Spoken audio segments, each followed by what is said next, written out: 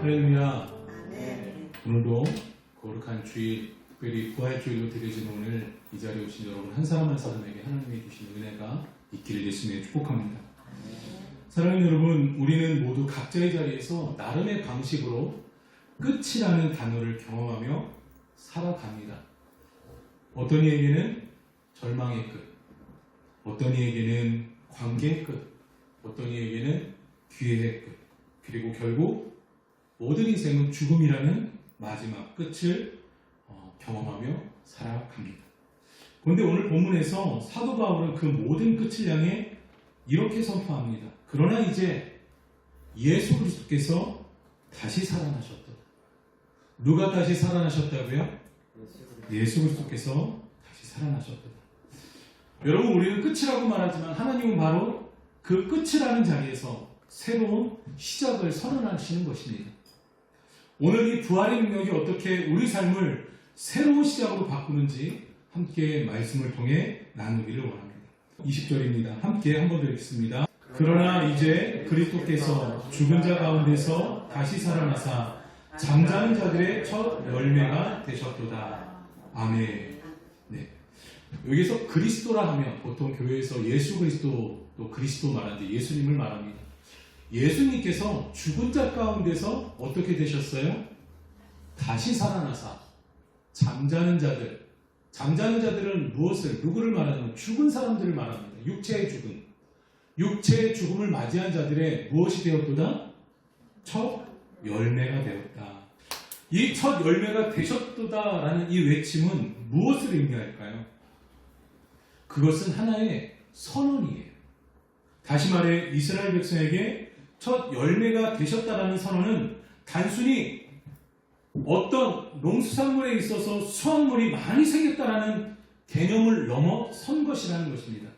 보십시오. 여러분, 우리가 농사를 짓고 수확물을 얻으면 수확물을 한번 내가 먹으려면 수확하고 나머지는 거두지 않습니까? 아니면 첫 수확물을 포함해서 모두 다 수확물을 거둡니까? 그렇죠? 다 걷어야죠. 그죠? 수확물을 다 걷습니다. 첫 열매로 수확이 시작이 되었다면 그 다음에 전체 수확은 어떻게 되겠습니까? 다 거두겠죠. 즉 예수님의 부활은요, 단순한 예수님만의 홀로 기적사건이 아니라는 거예요. 예수님만의 특별한 어떤 인물의 특정한 사건, 기적이 아니라는 것입니다. 이게 무슨 말이냐면 영국의 실학자인 톰 라이트가 이런 말을 했습니다. 부활은 죽음 이후의 이야기가 아니라 이미 시작된 새로운 창조다라는 말입니다. 다시요. 부활은 사람의 죽음 이후의 이야기, 어떤 스토리가 아니라 죽음 이후에 일어나는 것이 아니라 이미 지금부터 시작된 새로운 창조다라는 것. 쉽게 말하면 이렇습니다. 부활은 나중에 될 거야. 지금은 일어나지 않는 거지가 아니라 이미 지금 우리가 살아가고 있는 이 땅에서부터 시작된 하나님의 새로운 세상이라는 것입니다. 더 쉽게 말하면 여러분, 부활은요, 예수 그리스도 그분, 하나님의 아들 그분에게만 이루어진 것이 아니라 그분이 십자가의 죽으심으로 다시 사셨기 때문에 오늘 그를 믿는 모든 자들, 예수 그리스도를 믿는 자, 예수 그리스도가 누굽니까? 예수 그리스도를 믿는다는 것은 아주 단순하게 그거예요. 예수 그리스도는 하나님의 아들이고 그 하나님의 아들이 이 땅에 왜 오셨냐? 사람의 모든 인류의 죄악을 감당하기 위해서. 왜 하나님이 예수 그리스도 당신의 아들을 통해서 모든 인류의 죄악을 감당하시느냐? 우리를 사랑하시기 때문에. 왜? 우리를 창조하셨어요. 우리를 사랑하사 당신이 창조한 모든 인류가 예수 그리스도를 믿고 죄에 대한 해결을 모두 받고 하나님의 나라에 구원받은 자녀 되기를 원하는 게 하나님의 뜻이라는 것이에요. 그래서 예수 그리스도 그 독생자에게만 부활을 허락한 것이 아니라 예수 그리스도께서 모티브가 되사 그가 살아나셨기 때문에 그를 믿는 모든 자들이 2000년 전서부터 지금까지 저와 여러분까지도 그 예수 그리스도를 믿는 이마다 무엇을 누릴 수 있다? 부활을 누릴 수 있다라고 말하는 것입니다. 그러니 이미 여러분, 우리는 이 땅에서 시작된 하나님의 새로운 세상을 살고 있다라는 것입니다. 너무 멋진 일인 것이에요. 이것은 이때 당시에 사람들은 생각했습니다. 몸은 썩고 무엇만 남는다? 영혼만 남는다라고 생각했어요. 그러나 예수님은 어떻습니까? 예수님이 십자가에 달려 죽으시고 나서 여러분 사람들이 여인들이 예수님이 묻힌 돌무덤으로 달려갑니다. 왜요? 너무 슬펐기도 했지만 그 시체를 훼손될까봐 또 보고 싶어서 죽었어요. 그러나 갔더니 빈 무덤만이 있었습니다. 시체도 없었어요. 예수님의 시체가 있는 돌무덤에 찾아온 여인들이 누구를 만나냐면 천사들을 만납니다. 네가 누구를 찾느냐? 펑펑 울면서 말하죠. 예수님 찾는데 예수님 어디 갔어요? 너희가 찾는 예수님 이미 갈릴리로 가셨다. 갈릴리로 가신 예수님은요, 제자들과 함께 식사를 하셔요. 식사를 한다는 건 뭐예요? 몸이 있다는 거예요? 없다는 거예요? 예, 몸이 다시 부활했다는 것이에요. 그리고 그 제자들에게 손과 옆구리까지 직접 보여주십니다. 여러분, 생각해 보세요. 예수님이 살아있을 동안에는 33년을 사셨는데 33년 그 젊은 나이를 살면서 십자가에 달려 죽으셨습니다. 그리고 그를 따르는 제자들과 여러 무리가 있었습니다. 여러분 생각해 보세요. 여기 있는 여러분이 예수님의 제자라고 생각해 보십시오. 기적도 봤습니다. 여러분을 통해서 예수의 이름으로 귀신도 쫓아냈어요. 그런데 죽었어요, 그 사람이. 여러분이 따르던 그 하나님의 아들이라는 메시아 예수가 죽었습니다. 기적도 받고 귀신도 내쫓았는데 많은 권력 있는 자들 옆에서 말도 못하게 하는 그 능력들을 봤는데 내가 따르던 그 예수 지도자가 메시아가 죽었어요. 그럼 여러분은 그 죽은 지도자를 위해서 계속 그 삶을 이어가겠습니까? 아니면 뒤돌아 삶으로 돌아가시겠습니까?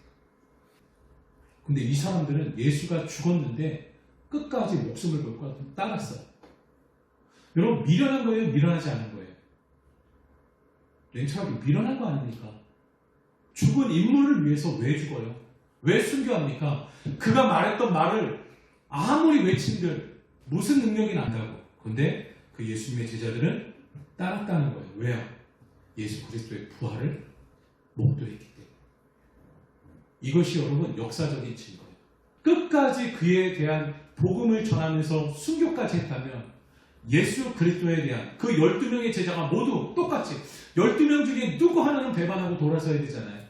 똑같이 예수 가룟 유다를 제외하고 똑같이 그렇게 예수 그리스도를 위해서 복음을 위해서 순교하고 죽었음에도 불구하고 2000년이 지난 지금도 여러분 한국에서도 얼마나 많은 순교자들이 있는지 모릅니다. 지금까지도 그 역사가 이렇게 나타난다는 것은요, 예수 그리스도의 부활이 있다 없다? 있다라는 것을 반증하고 있는 것이에요. 그렇다면 이 몸의 부활이 왜 그렇게 중요한 것인가? 예수님의 부활이요, 오늘 말씀해 보니까 첫 열매라고 표현합니다. 첫 열매.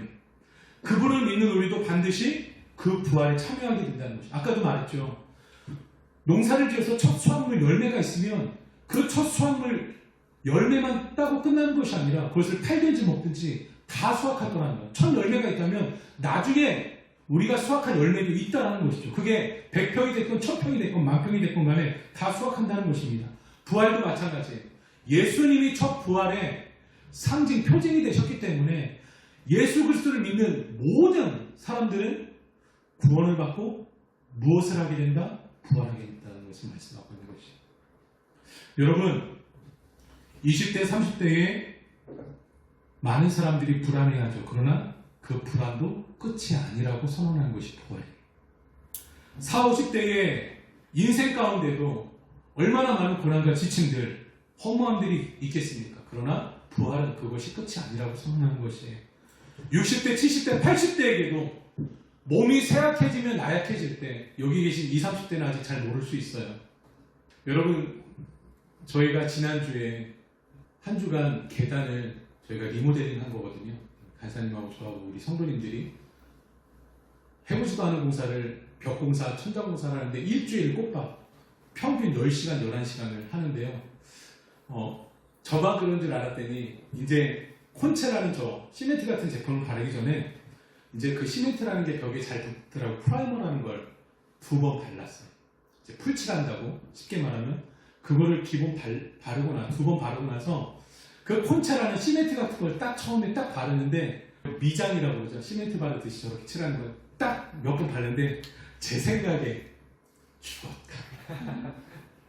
며칠 전에 우리 간사님한테 물어봤어요. 나 그런 생각했다고. 저도요.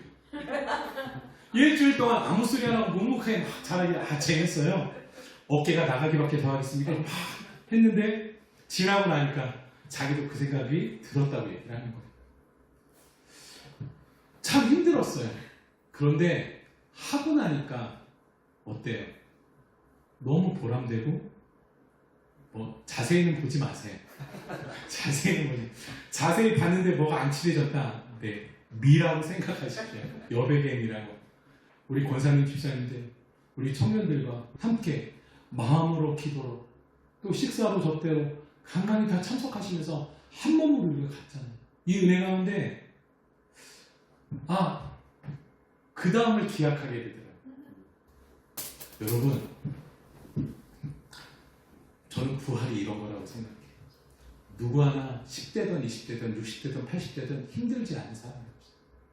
하면서도 힘들지만 기뻤던 건 뭐냐면 이 이후에 내가 이것을 하는 게 의미가 있다는 생각이 드니까 너무 기쁘고 행복한 거예요. 여러분, 각자 여러분의 삶의 스토리를 제가 다는 모르지만 분명히 여러분에게 망했다, 힘들다, 어렵다, 이렇게 살다가 이제 끝인가? 뭔가 다른 사람들의 인생을 보면서 그 사람들에게는 뭔가 반전의 삶들이 있는 것 같고 놀라운 기적과 같은 일들이 있는 것 같은데 나는 이렇게 살다가 끝나는 게 전부일까? 나는 성공할 수 있을까? 잘 될 수 있을까? 내가 때로는 아는 것도 내 뜻대로 안 될 때가 많은데 심지어 저희 믿는 사람들도 그런 생각을 하잖아요. 기도하는데도 열심히 하는데도 기도한 대로 안 이루어지고 꼬이는 것을 경험하게 되면요, 저희 크리스천들은 힘들어요. 그러나 그때 우리는 그 상황을 보려고 하는 것이 아니라 그 상황을 통해 역사하시는 하나님을 보려고 하는 것이죠. 그리고 사실 그 일은 솔직히 망할 때도 있어요.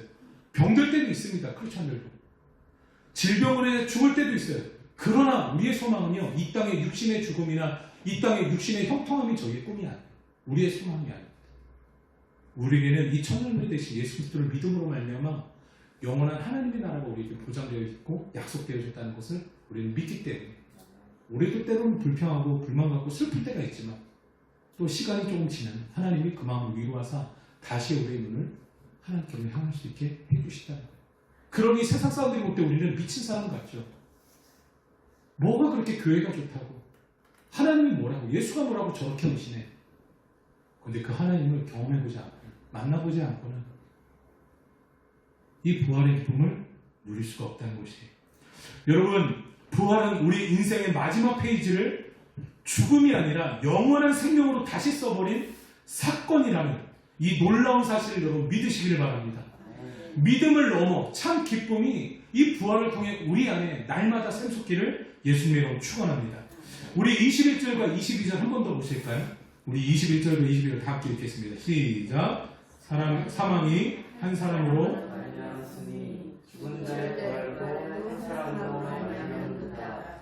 아담 안에서 모든 사람이 죽은 것 같이 그리스도 안에서 모든 사람이 삶을 얻으리라. 아멘. 여러분 22절을 보세요. 여러분 아담 다 아시죠? 태초에 처음 만들어진 사람 아담, 남자. 이 아담 안에서 모든 사람이 죽습니다. 왜요?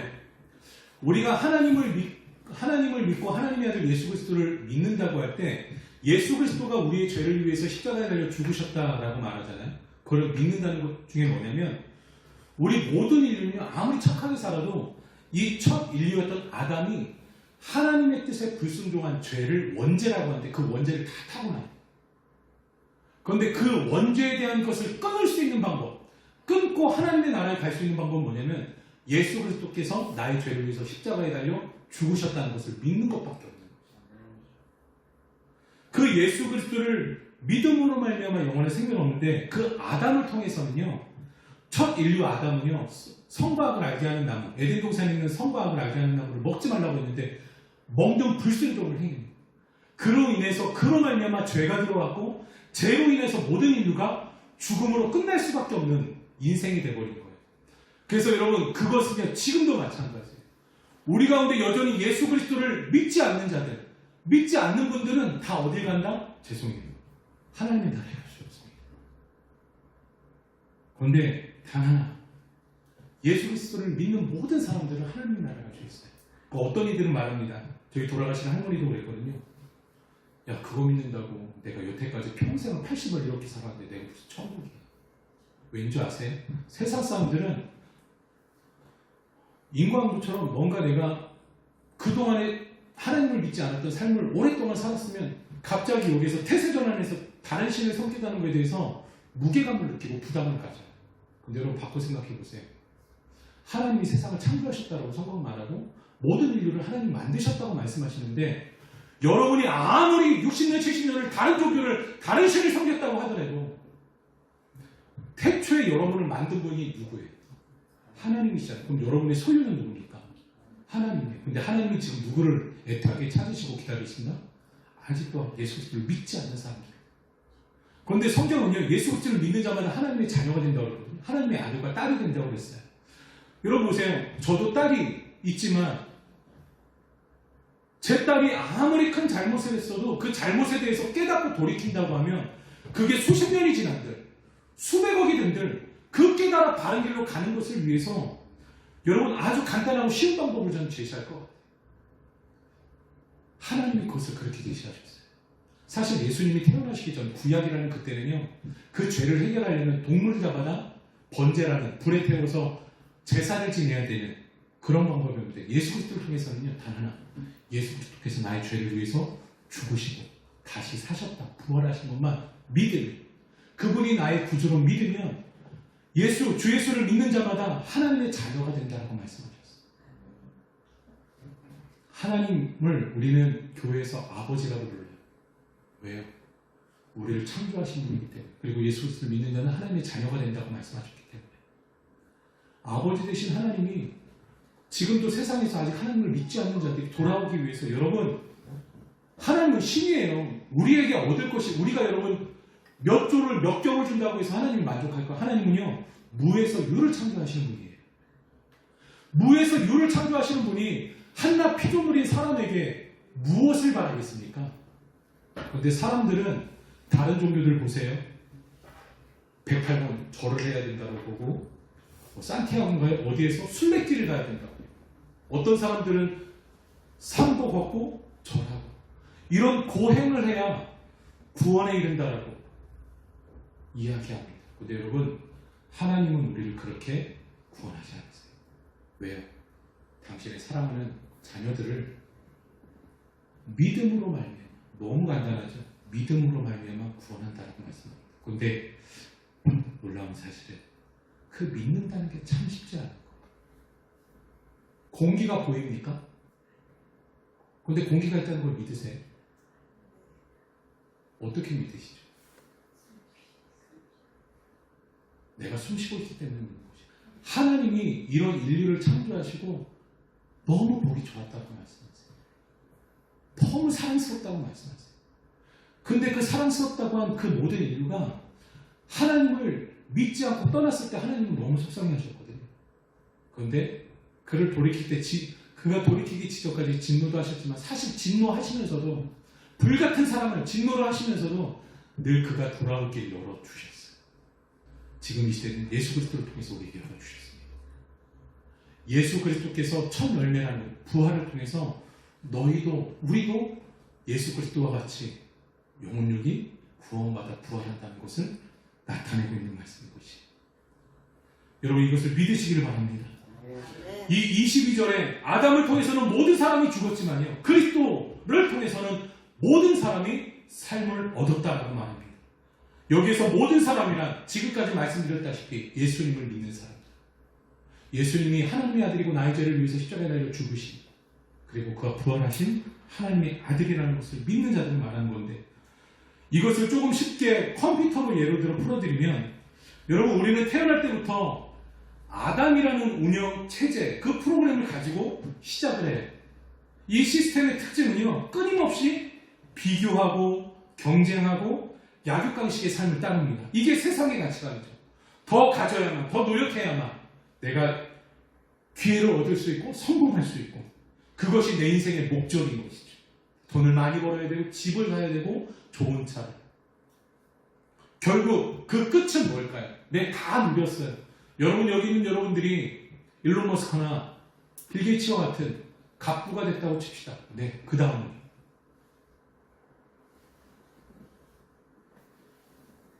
제가 주일날 저녁에 가서 맛있게 끓여 먹는 김치찌개요. 돼지고기 김치찌개요. 그가 먹는 그 스테이크와 맛은 조금 다르겠지만 그 감정의 만족은, 오감의 만족은 비슷하지 않을까요? 먹고 나면 배부르지 않을까요? 네, 그걸 다 누린 다음에 뭐 헬기좀, 저보다 헬기 좀 더 타고 다니고 저녁이 좀 타고 다니겠죠. 저보다 좋은 곳 좀 많이 보고 저보다 놀라운 사람들을 많이 만나. 그러고 나면 그 사람은 신인가요? 제가 무슨 말씀을 하는지 아시겠어요? 그 아담의 운영 체제를 따른, 그 프로그램을 따른 그 사람의 끝은 결국은 그냥 죽음이라는 거. 끝. 그러나 예수 그리스도를 따르는 사람에게는 부활이라는 운영 체제로 완전히 그 프로그램이 바뀌는 거예요. 완전히 다른 업그레이드가 되는 겁니다. 그러면 부활이라는 이 믿음의 업그레이드를 당한 사람들은 그 끝이라고 말하는 그 순간이 바로 시작이 된다는 거예요. 육신은 죽어서 썩어지나 우리의 영은 누구에게로 간다고요? 하나님 나라. 그래서 아까 처음에 말씀드렸다시피 이것이 이미 지금 우리가 육신을 죽을 몸을 가지고 살아가고 있지만 이미 이 가운데서도 우리는 그 믿음으로 소망을, 하나님의 나라를 얻었기 때문에, 부활을 우리는 약속받았기 때문에 우리의 죽음을 두려워하지 않고 끝이라고 생각하지 않는다. 경쟁 시대에 경쟁에 목매지 않는다는 거예요. 성공 시대에 성공에 목매지 않는다는 것이 보이지 않는 그 거룩한 가치를 쫓기 때문에 그렇죠. 여러분, 하나님께서 부활이라는 이 운영체제 프로그램을 통해서 완전히 새로운 시스템을 우리에게 장착해 주셨습니다. 그것이 바로 그리스도 안에 있는 새로운 생명인 것이에요. 여러분, 가끔 인생이 자꾸 삐걱거릴 때 이것저것 고쳐보려고 하기도 하고 애써 노력해보려고도 하잖아요. 그런데 알고 보면 어떤 하나의 문제가 아니라 그 인생의 전체적인 운영체제 자체가 문제일 때가 많다는 거예요. 계속해서 아담의 가치관을 가지고 죽음의 끝을 향해서 가시겠습니까? 아니면 그리스도의 그 부활의 운영체제, 그 가치관을 가지고 생명의 시작으로 나아가겠습니까? 부활은 어떤 작은 부품이나 프로그램 하나 고치는 수준이 아니라 우리 인생 전체 역사를 바꾸는 사실이라는 것이에요. 그래서 팀 켈러 목사님은 이렇게 말했습니다. 부활은 우리가 누구인지를 완전히 새롭게 정의합니다 라고 말합니다. 아주 쉽게 말하면 사람은 태어나면서 반드시 죽죠. 이건 누구도 바꿀 수 없는 질서입니다. 그런데 부활은 그 죽음이라는 질서를 깨고 죽음이 끝이 아니라 새로운 시작이 되게 한다는 것이죠. 그럼 여기에 질문이 하나 할 수 있겠어요. 이 부활을 경험하는 사람은 과연 누구일까? 예수 그리스도를 믿는 사람. 그는 더 이상, 그런 사람들은 더 이상 죽을 수밖에 없는 존재가 아니라 하나님의 생명에 참여하는 존재라는 사실을 믿으시기 바랍니다. 그래서 부활은 팀 켈러의 말처럼 우리가 누구인지를 완전히 새롭게 정의하게 만든다는 것이. 그래서 여러분, 더 이상 여기 있는 여러분, 그리스도를 믿는 여러분은 실패자가 아닙니다. 다시 시작하는 사람이라는 거예요. 그러나 이 생명은 자동으로 완성되지 않아요. 날마다 그리스도 안에 거할 때 우리의 삶 속에서 실제로 나타나는 것입니다. 부활은 미래만 바꾸는 것이 아니라 우리의 과거를 바라보는 그 시각도 바꿔줘요.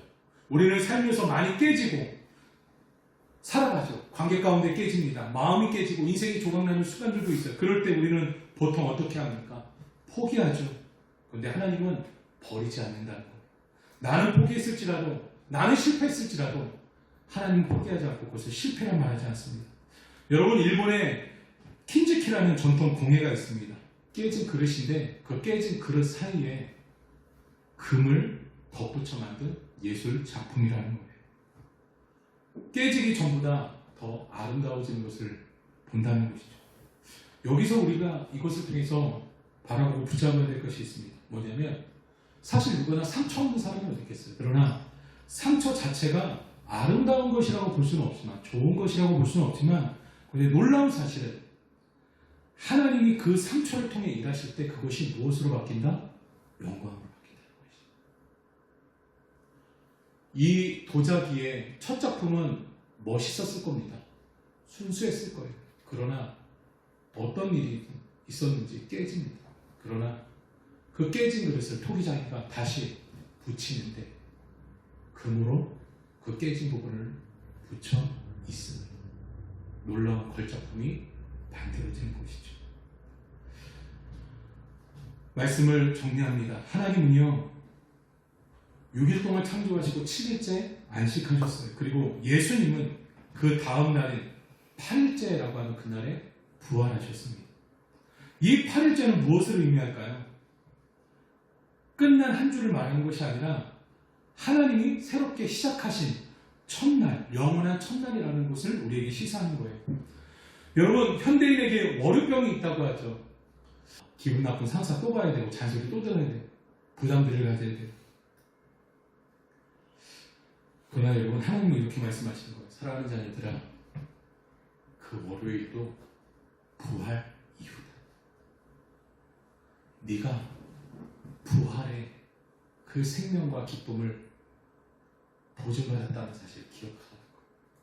세상 가운데 살고 있으나 세상 가운데 있는 그것들로 하여금 오락가락 되는 인생이 아니라 영원한 부활의 그 기쁨을 가지고 어떠한 상황이든지 어떤 관계든 어떤 깨진 상처 가운데서도 걱정 말고 담대히 믿음으로 살아가라고 우리를 부르시는 겁니다.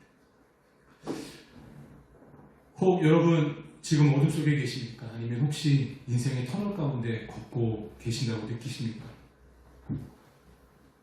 예수 그리스도의 이 무덤의 돌문은 이미 옮겨졌습니다. 즉 사망이 생명으로 바뀌어졌다는 사실을 믿으시길 바라요. 그리고 주님이 오늘 여러분 우리를 부르고 계시는 거예요.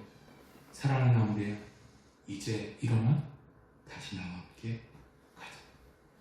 그 생명의 길을 오늘도 승리하며 살아갈 수 있는 저와 여러분 되시기를 예수님으로 축복합니다. 아멘.